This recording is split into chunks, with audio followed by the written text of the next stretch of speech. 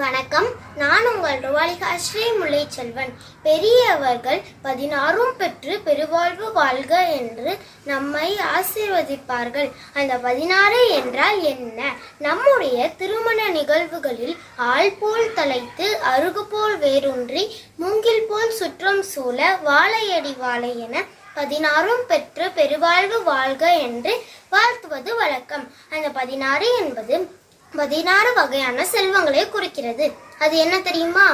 கலையாத கல்வி அறிவு, குறையாத வயது, ஒருபோதும் கபடு வராத நட்பு, கன்றாத வளமை, குன்றாத இளமை, ஒருபோதும் நோய் வராத உடல், சோர்ந்து போகாத மனம், அன்பான வாழ்க்கை துணை, நல்ல குழந்தைகள், தாழாத புகழ், மாறாத வார்த்தை, தடை வராத குடை, தேய்ந்து போகாத செல்வம், கோணாத கோல், துன்பமே இல்லாத வாழ்வு, துய்யனின் பாதத்தில் அன்பும் உதவி, பெரிய தொண்டரோடு கூட்டு கண்டாய் என்று அபிராமிப்பட்ட அபிராமி தேவியை பார்த்து இந்த 16 செல்வங்களையும் வரமாக கொடுத்தாயே என்று கேட்கின்றார். 16 பெற்று பெருவாழ்வு வாழ்க என்று யாராவது உங்களை வாழ்த்திருந்தா பிங்க் ஹார்ட் கமெண்ட் பண்ணுங்க.